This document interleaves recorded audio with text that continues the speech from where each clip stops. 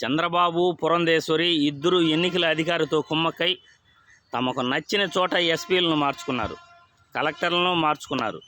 ఎన్నికల 2 రోజుల ముందు మీకు నచ్చిన ప్రాంతాలలో మీకు నచ్చిన వాళ్ళని మార్చుకోవటం వల్ల రాష్ట్రంలో అల్లర్లు జరగడానికి ప్రధాన కారణం. ఇప్పుడేమైంది? కేంద్ర ఎన్నికల సంఘం సీరియస్ అయింది. తిరుపతి, అనంతపురం, పల్నాడు జిల్లాలలో ఎస్పీలను, కలెక్టర్లను బదిలీలు చేయటం, సస్పెండ్ చేయటం జరిగింది.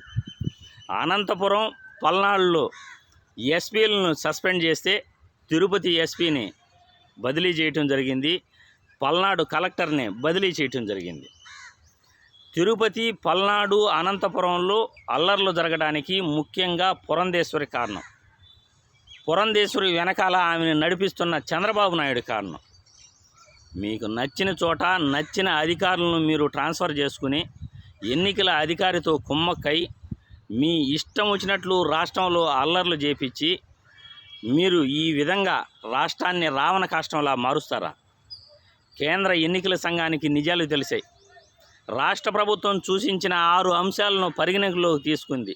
25 సిఆర్ఎఫ్ బలగాలను ఎన్నికల కౌంటింగ్ అయిన తర్వాత 15 రోజులు కంటిన్యూ చేయాలని నిర్ణయించింది. ఏపీ ఎన్నికల అధికారిపై సిట్ విచారణ జరిపించాలని కూడా కేంద్ర ఎన్నికల సంఘం సూచించింది. ఈ అల్లర్లు జరిగిన ప్రాంతంలో 2 రోజుల్లో సిట్ విచారణ చేసి కేంద్ర ఎన్నికల సంఘానికి నివేదిక ఇవ్వాలని రాష్ట్ర సిఎస్కు, డీజీపీకి ఆదేశాలు పంపింది. ఏపీ రాష్ట్ర ప్రభుత్వం ఏదైతే సలహాలు, సూచనలు కేంద్ర ప్రభుత్వానికి ఇచ్చిందో ఆ మేరకు 6 అంశాలను పరిగణలోకి తీసుకుని 25 సిఆర్ఎఫ్ బలగాలను రాష్ట్రంలో కంటిన్యూ చేయాలని నిర్ణయించింది. ఈ అల్లర్లకు ప్రధాన కారణం ఎవరో సిట్ అధికారులు తేల్చాలని కూడా కేంద్ర ఎన్నికల కమిషన్ సూచించింది. రాష్ట్రంలో అల్లర్లు జరగడానికి తిరుపతిలోని చంద్రగిరి మండలంలో, చంద్రగిరి నియోజకవర్గంలో, పల్నాడు జిల్లాలలో, అనంతపురం జిల్లాలలో ఈ అల్లర్లకు కారణం రాష్ట్రం రావణ కాష్టంలా మారడానికి చంద్రబాబు, పురంధేశ్వరే ముఖ్య కారణం.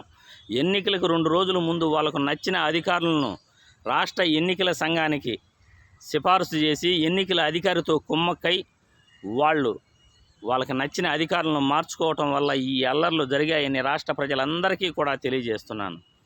ఏది ఏమైనప్పటికీ జూన్ 4వ తేదీ తర్వాత కూడా అల్లర్లు జరుగుతాయని రాష్ట్ర ప్రభుత్వం అంటుంది.